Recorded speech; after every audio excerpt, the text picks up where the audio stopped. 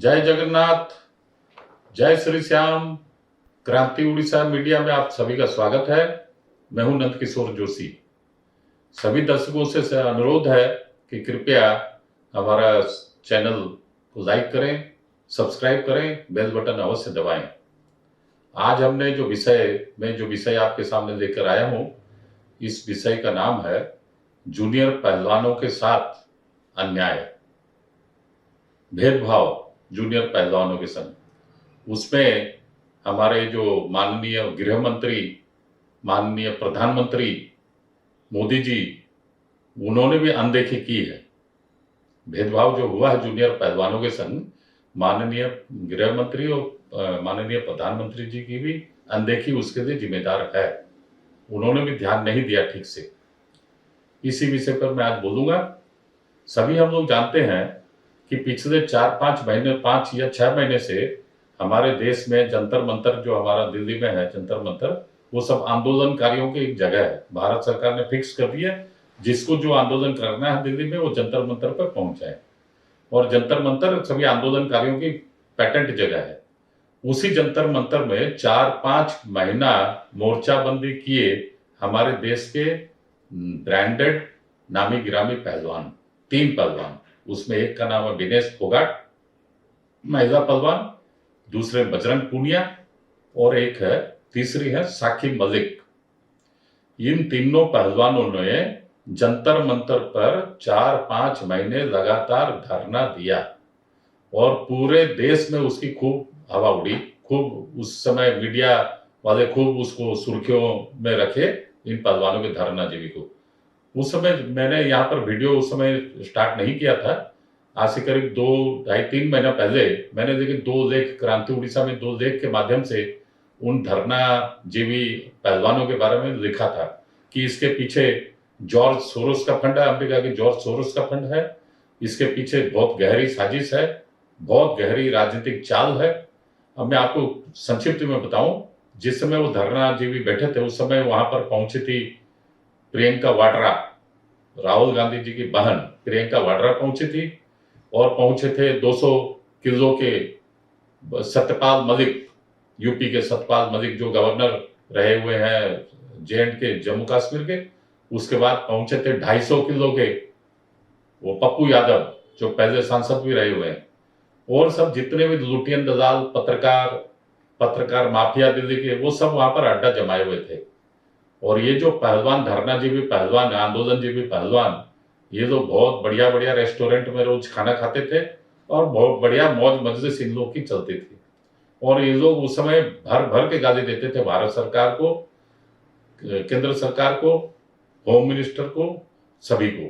यहां तक कि मोदी तेरी कब्र खुदेगी, ये स्लोगान भी उस समय पहलवानों के आंदोलन के समय वहां लोग दे रहे थे, बार बार दे रहे थे, मोदी तेरी कब्र खुदेगी। अरे भैया, माने पहलवान लोगों का धरना से मोदी की कब्र का क्या कनेक्शन है? लेकिन इसी से मालूम पड़ता है कि बहुत बड़ी गहरी साजिश थी। एनी हाउ, उसके बाद उन लोगों का क्या मेन कंप्लेन क्या था, उनकी जो मांगे क्या थी, मैं चंद 2-3 बातें आपको बताऊंगा। उसमें मुख्य बातें, वो एक तो ब्रजभूषण शरण सिंह, जो यूपी के भाजपा के सांसद हैं और भारतीय कुश्ती संघ के अध्यक्ष थे उस समय। तो ये लोगों ने कंप्लेन दिया उनके खिलाफ, इन पहलवानों ने, कि पहलवानों का यौन शोषण ब्रजभूषण शरण सिंह ने किया, महिला पहलवानों का। दूसरी बात कि ये लोग ये माने बदतमीजी से पेश आते हैं और इनका इस्तीफा हमें चाहिए, इनको हटाया जाना चाहिए। पहले शुरू में, जब आज से करीब 5 महीना 6 महीना के पहले जब ये लोग जंतर मंतर पर भी नहीं बैठे थे, उस समय इन लोगों की मांग यही थी, ब्रजभूषण शरण सिंह को सभापति के पद से हटाया जाए एवं उनके खिलाफ में केस एफआईआर दर्ज किया जाए। तत्पश्चात जो ये लोग काफी मंत्री के पास इधर उधर घूमे, उसके बाद फिर फाइनल हुआ, ये लोग गए थे स्पोर्ट्स मिनिस्टर के अनुराग ठाकुर के पास, तो फाइनल हुआ ठीक है और आपके उचित न्याय मिलेगा। तब भी लेकिन सब भारत की जो न्याय व्यवस्था है और जो शासन प्रशासन व्यवस्था है, उसमें थोड़ा टाइम लगता है। ये लोग इम्पेशेंट हो गए, ये लोग चले गए सुप्रीम कोर्ट। और सुप्रीम कोर्ट में तो बहुत बड़े बड़े नामी गिरामी वकील हैं ही, कांग्रेस के सपोर्टर सभी को जानते हैं, उनका नाम भी बोलने की कोई जरूरत नहीं है। उन्होंने सुप्रीम कोर्ट से एक आदेश पारित करवा दिया कि ब्रजभूषण शरण सिंह के नाम से एफआईआर दर्ज हो थाने में। ठीक है, थाने में दर्ज भी हो गई। उसमें इनकी एक और बड़ी मांग थी कि एक बालिका पहलवान, नाबालिग पहलवान, उनका यौन शोषण ब्रजभूषण शरण सिंह ने किया। तो ये तो एक जघन्य अपराध है। हमारे भारतवर्ष में कानून के हिसाब से नाबालिग के यौन शोषण करना एक जघन्य अपराध है। पॉक्सो एक्ट बनता है, उसके ऊपर हमारा एक एक्ट है भारत में, POCSO act, POCSO, POCSO act है। तो गंभीर धारा के ऊपर इसके ऊपर ब्रजभूषण शरण सिंह के ऊपर मामला दर्ज हो गया। तभी ये उसके बाद ये लोग फिर भी जंतर मंतर ये बारंबार बोलते रहे कि नहीं, उनको अरेस्ट करो, उनको हटाओ सभापति पद से, उनको अरेस्ट करो, उनको तिहाड़ जेल भेजो इत्यादि। उनके हिसाब से चंद दिनों में जब देरी हुई तो फिर ये लोग इम्पेशेंट होके वहां जंतर मंतर पर धरना में बैठ गए। दरअसल इनके पीछे कांग्रेस की चाल थी। कांग्रेस के वहां रोहतक के सांसद हैं अभी दीपेंद्र सिंह हुड्डा, वो सुपुत्र हैं हरियाणा के मुख्यमंत्री, जो पूर्व के मुख्यमंत्री हैं भूपेंद्र सिंह हुड्डा, उनके बेटे हैं दीपेंद्र सिंह हुड्डा। वो वहां हरियाणा की कुश्ती संघ की राजनीति करते हैं और वो इनके पीछे मास्टर ब्रेन उन्हीं का था। भूपेंद्र सिंह हुड्डा का भी था, दीपेंद्र सिंह हुड्डा का भी था। ये लोग दोनों इसमें मास्टर स्ट्रोक, मास्टर ब्रेन खेले थे। और साथ में सतपाल मलिक वगैरह, जो पप्पू यादव, ये लोग तो आए थे, प्रियंका वाड्रा भी आई थी और लुटेन दलाल लोग भी वहां चक्कर होकर मार रहे थे। तो बारंबार, मतलब क्या कि बारंबार सारे भारत की वर्ष की सारी मीडिया में ये लोग छाए रहे करीब 3-4 महीने लगातार। इसके बाद क्या हुआ? इसके बाद जब हुआ, माने पुलिस अपनी इन्वेस्टिगेशन कर रही है। पुलिस अपने हिसाब से, दिल्ली पुलिस अपने हिसाब से जब इन्वेस्टिगेशन कर रही थी, इनका मुख्य आरोप था, एफआईआर में इन्होंने दिया है कि पॉक्सो एक्ट के जो नाबालिग पहलवान के साथ में यौन शोषण। आज से करीब 2 महीना पहले नाबालिग के पिताजी, नाबालिग के चाचा प्रेस कॉन्फ्रेंस करके बोल दिए, हमारी बेटी, हमारी भतीजी कोई नाबालिग नहीं है, वो बालिगा है, नाबालिग नहीं है। हमें तो माने बरगलाया गया, हमें ऊपर से उकसाया गया, तब हम लोग बोल दिए थे भूल से कि नाबालिग है। इसका मतलब जो पॉक्सो एक्ट का जो तहत जो केस दर्ज हुआ था ब्रजभूषण शरण सिंह के खिलाफ, वो तो वैसे ही खारिज हो गया। दूसरा, जो इन लोग जो पहलवान बोले नहीं हमने भी यौन शोषण किया गया इत्यादि, तो उसके ऊपर पुलिस, दिल्ली पुलिस 2-3 महीना 4 महीना इन्वेस्टिगेशन करी और इन्वेस्टिगेशन करके 550 पेज की रिपोर्ट कोर्ट में, दिल्ली कोर्ट में सबमिट कर दी है, चार्जशीट सबमिट कर दी। इसके तहत फिर वहां कोर्ट में अभी ट्रायल चल रहा है। In the mean time Anurag Thakur के साथ में वो लोग मिले, अमित शाह जी के साथ में मिले और वहां जाके भी उनके शरण में भी पड़े कि हमारे साथ न्याय कीजिए। लास्ट में ऐसा हुआ, हाँ, इन लोगों की मुख्य मांग थी कि उनको, उनके परिवार, इनको तो हटाइए ब्रजभूषण शरण सिंह को कुश्ती संघ के अध्यक्ष पद से, इसके साथ में उनके परिवार का भी कोई आदमी नहीं होना चाहिए कुश्ती संघ के फेडरेशन में। ठीक है, तो अभी क्या हुआ, इनका ऑटोमेटिकली उनका रिटायरमेंट हो गया था मई महीने में, 2 महीना पहले उनका कुश्ती संघ के अध्यक्ष पद से रिटायरमेंट ऑटोमेटिकली हो गया था, उनके टेन्योर खत्म हो गई थी। उसके बाद अभी वहां चूंकि नया चुनाव हुआ नहीं है, एक एडहॉक बॉडी अपॉइंटमेंट हुई है। वो जो एडहॉक बॉडी अपॉइंटमेंट हुई है, अभी एशियन गेम्स के लिए यहाँ पर तैयारी सब चल रही है कि भारत के कौन कौन से पहलवान एशियन गेम्स में जाएंगे। तो उसके लिए ये लोगों की एक्चुअली हिडन मांग थी, जो ब्रजभूषण शरण सिंह मीडिया के साथ में मुखातिब होके कई बार बोले हैं कि ये इनकी मुख्य मांग है, हिडन मांग, मान छुपी हुई मांग, सार्वजनिक रूप से ये लोग नहीं माने। क्या हिडन मांग थी? विनेश फोगाट की, साक्षी मलिक की, बजरंग पुनिया की, कि हमें बिना ट्रायल एशियन गेम्स में, ओलंपिक में मौका दिया जाए कुश्ती लड़ने के लिए। और ब्रजभूषण शरण सिंह बोल रहे थे कि नहीं, आपको तो ट्रायल देना ही पड़ेगा, आप ट्रायल होंगे, नेशनल गेम्स में जीतेंगे तभी जाके आपको इंटरनेशनल इवेंट्स मिलेगा। लेकिन ये लोग बोले नहीं नहीं, हम लोग तो ब्रांडेड पहलवान है, हम लोग पहले से इंटरनेशनल मैच जीते हुए हैं, हमें डायरेक्ट एंट्री चाहिए इंटरनेशनल मैच में, हम यहाँ पर कोई यहाँ पर मुकाबला नहीं करेंगे, स्थानीय कुश्तीबाजों से नहीं लड़ेंगे, हमें डायरेक्ट एंट्री दो। इसी बात, यही था मुख्य बात, वो अब सामने आ गई। क्योंकि अभी एडहॉक बॉडी, अच्छा, ये लोग अपनी मांग में एक और बात बोल रहे थे, ये विनेश फोगाट, बजरंग पुनिया, ये जो पहलवान है, ये लोग एक बात भी लोगों को बरगला रहे थे, भरमा रहे थे, झूठ बोल रहे थे। वो बोल रहे थे हम लोग चाहते हैं कि हमारे से जूनियर जो पहलवान है उनको प्रोत्साहन मिले। अब मजे की बात यह है कि ट्विस्ट आ गया है इस मोड़ में। कल जो जूनियर पहलवान है, एक का नाम है अंतिम पंघाल, 19 साल की है अंतिम पंघाल, हिसार की है, हरियाणा के हिसार की अंतिम पंघाल।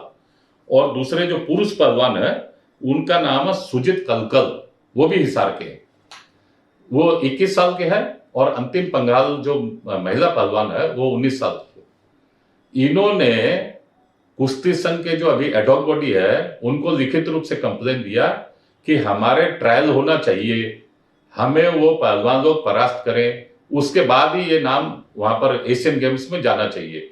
लेकिन एडहॉक बॉडी जो बनी है, इन्होंने बिल्कुल भी अंतिम पंघाल और सुजीत कलकल की बात नहीं सुनी और विनेश फोगाट को बिना ट्रायल और बजरंग पुनिया को बिना ट्रायल एशियन गेम्स में रेकमेंड कर दिया कि ये लोग जाके कुश्ती लड़ेंगे।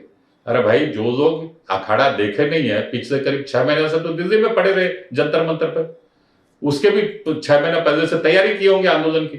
तो जो व्यक्ति 6 महीना 12 महीना अखाड़ा गए नहीं, कुश्ती लड़े नहीं, वर्जिश किए नहीं, कसरत किए नहीं, उन लोग को आप भेज दिए एशियन गेम्स में, तो अब जाके वो वहां क्या करेंगे? अगर वो हार गए, खुदा न खास्ता, हारना तो सुनिश्चित दिख रहा है, अगर वो हार गए तो नाम तो देश का खराब होगा ना, नाक तो देश की कटेगी। इनका क्या है? ये लोग तो पहले से जीते हुए हैं, रेलवे में सर्विस पाए हुए हैं, 2-2 लाख 1.5 लाख इनका तनख्वाह है और मेडल लेके घूम रहे हैं। पहले भी हरियाणा सरकार और भारत सरकार करोड़ों रुपया इनके ऊपर न्यौछावर भी कर चुकी है। लेकिन अगर अब देश की नाक कटेगी तब क्या होगा? मैं एक साधारण सी छोटी सी बात आपको बता रहा हूं। फुटबॉल, जैसे हमारे देश में एक फुटबॉल मैच भी होता है, उसमें संतोष ट्रॉफी मैच होता है, जो सब स्टेट्स राज्यों के बीच में संतोष ट्रॉफी मैच होता है। संतोष ट्रॉफी मैच में चयन करता जो हमारे भारत के जो फुटबॉल के जो भारतीय टीम के जो फुटबॉल के चयन करता है, वो सब स्टेट्स के संतोष ट्रॉफी फुटबॉल मैच को देख के चयन करते हैं। यहाँ उड़ीसा में भी, कटक में भी आयोजन हुआ था आज से करीब 40 साल पहले। मैं खुद भी संतोष ट्रॉफी मैच रोज देखने दोस्तों के संग जाता था वहां बारावटी स्टेडियम में। तो संतोष ट्रॉफी मैच में सभी राज्यों की टीम आती थी और उसमें से चयन होता था भारतीय के कौन अच्छे, कौन फॉरवर्ड है, कौन डिफेंडर है, कौन गोलकीपर अच्छा होगा इत्यादि। वैसे ही क्रिकेट में भी अगर हम लोग देखें तो एक रणजी ट्रॉफी है और एक देवधर ट्रॉफी है, उनमें सिलेक्शन होता है कि भारत के क्रिकेट में, टेस्ट में, वनडे में ये सब का कौन प्लेयर होगा। वैसे ही ये क्या कोई ये जो पहलवान है विनेश फोगाट और ये जो बजरंग पुनिया, कोई स्वर्ग से आए हैं क्या कि नहीं ये आजीवन पट्टा दिखा के आए कि ये लोग हमेशा जाते रहेंगे भारत की तरफ से और किसी को मौका नहीं मिलना चाहिए क्या? और नाम क्या बोले ये लोग? ना हम लोग जूनियर पहलवानों को मतलब प्रोत्साहन देना चाहिए। कहा आप तो जूनियर पहलवानों का हक मार रहे हैं। इसी के लिए कल दोनों जूनियर पहलवान दिल्ली हाईकोर्ट में गए एवं दिल्ली हाईकोर्ट ने आज उनकी तारीख भी तय की है हियरिंग की। वो आज हुआ होगा, नहीं तो एक दो दिन हो सकता है आज ही हुआ होगा हियरिंग। अभी तक हमारे पास रिपोर्ट नहीं आई है, हो सकता है 2-4 घंटे में रिपोर्ट भी आ जाए। तो मेरा कहने का मुताबिक जो मामला मतलब पहले जंतर मंतर पे था, अभी वो दिल्ली हाईकोर्ट में पहुंच गया। अच्छा, कल आज है 20 जुलाई, कल है 21 जुलाई, परसों 22 जुलाई। इन दोनों का ये जो एशियन गेम्स में जो टीम जाएगी वो फाइनल कल और परसों उसका फाइनल होना था। एक्चुअली पहले जो एडहॉक बॉडी जो कुश्ती संघ की है उन्होंने जो डेट दिया था 21 और 22 जुलाई का डेट दिया था और इनका बिना ट्रायल ये लोग पहले से भेज दिए, 2-4 दिन पहले से भेज दिए। इसलिए ये जो पहलवान है अंतिम पंघाल और सुजीत कलकल, ये लोग दिल्ली हाईकोर्ट में गए हैं और मुझे लगता है कि दिल्ली हाईकोर्ट से इनको अवश्य न्याय मिलेगा। और जो ये लोग जो बेईमानी करके बिना टूर्नामेंट अटेंड किए, बिना यहाँ ट्रायल दिए, बिना नेशनल खेले, ये जो मतलब ब्लैकमेलिंग करके जो एडहॉक बॉडी कुश्ती संघ की ब्लैकमेलिंग करके इनको जो भेजा, इनका जो नाम चयन किया गया है, ये सरासर गलत है। और इसमें भारत सरकार जो चुप रहे हैं, भारत सरकार के खेल मंत्री, भारत सरकार के गृह मंत्री, यहां तक कि प्रधानमंत्री, उनको भी चुप नहीं रहना चाहिए, उनको भी खुलेआम बोलना चाहिए और जो अन्याय हो रहा है उस अन्याय के विरुद्ध में स्टेप्स उठाना चाहिए। ये लोग जो चुप रह गए हैं, क्योंकि मेरे को लगता है और मीडिया में भी ऐसी खबर आ रही है, एक तरह से ये बजरंग पूनिया, विनेश फोगाट ने ब्लैकमेलिंग की है भारत सरकार के साथ में। इसी ब्लैकमेलिंग का नतीजा है ये लोग झुक गए और जूनियर पहलवानों को हक छीनकर बिना ट्रायल के ये लोग एशियन गेम्स में भेजे जा रहे हैं। अब मैं एक और बात, अंतिम बात बताऊंगा कि जो कॉमनवेल्थ गेम्स में, ये जो विनेश फोगाट है वो कॉमनवेल्थ गेम्स में मेडल जीती है। 50 कंट्रियां कॉमनवेल्थ गेम्स में, इंक्लूडिंग इंडिया। कौन है भाई कॉमनवेल्थ गेम्स? ये है जो ब्रिटिश जहां जहां शासन किया था सारे दुनिया में, ब्रिटिश कॉलोनी थी, गुलामों के ऊपर जो शासन किया था, जो लोग अभी आजाद हो गए हैं उनका सबका नाम ये लोग दे रखे हैं, ब्रिटिश वाले दे रखे हैं कॉमनवेल्थ। और उसकी कॉमनवेल्थ गेम्स की मालकिन कौन है? पहले हुआ करते थे रानी, और अभी वो चार्ल्स, अभी जो युवा, पहले जो युवराज था अभी वो बन गया राजा चार्ल्स, वहां का जो ब्रिटेन का राजा है वो कॉमनवेल्थ गेम्स कमेटी का चेयरमैन है। और वहां ये जो कॉमनवेल्थ में पहलवान कहां से आएंगे भाई? वहां इंग्लैंड, कनाडा, ऑस्ट्रेलिया, ये जो तीनों अंग्रेज देश हैं, ये तीनों अंग्रेज देश में तो कोई पहलवान होता ही नहीं है, और बाकी लोग सब कमजोर देश है, तो वहां से पहलवान कहां से आएंगे? हाँ, एशियन गेम्स में पहलवान आते हैं। कहां से? मंगोलिया से, सेंट्रल एशिया से, ईरान से, चाइना से, जापान से। वहां कुश्ती अगर कोई आदमी मेडल जीतेगा उसको बोलते हैं कुश्तीबाज, या उसको बोलते हैं मेडल लाना, भारत के लिए मेडल लाना। ये तो कॉमनवेल्थ में जो विनेश फोगाट तो कॉमनवेल्थ गेम्स जीत कर मेडल लाई है, जहां पर कोई इनके सामने कोई मुकाबला ही नहीं था। ये अंग्रेज कभी पहलवानी किए नहीं है कभी अपनी जिंदगी में, तो उनको हराने से क्या और नहीं हराने से क्या। तो मेरा कहने का अभी मतलब यही है कि बहुत गंभीरता से जो युवा पहलवान हैं, अभी भी समय है, कल और परसों इनका मतलब क्या जाना तय होगा। 21 जुलाई और 22 जुलाई भारत सरकार को इस पर ध्यान देना चाहिए। दिल्ली हाईकोर्ट में भी मामला पहुंच गया है। जूनियर पहलवानों ने अपने से सीनियर पहलवानों के खिलाफ दिल्ली हाईकोर्ट का दरवाजा खटखटाया है। तो जो मामला दिल्ली हाईकोर्ट में पहुंच गया है, माने देश के प्रधानमंत्री, होम मिनिस्टर और खेल मंत्री को ध्यान देना चाहिए, जिससे सही आदमी, सही युवा खिलाड़ी देश का प्रतिनिधित्व कर सके। इतना ही कहकर मैं आज की हमारे चैप्टर को क्लोज करता हूं। आज के अंक में इतना ही, अगले अंक में फिर मिलेंगे। वंदे मातरम, जय हिंद।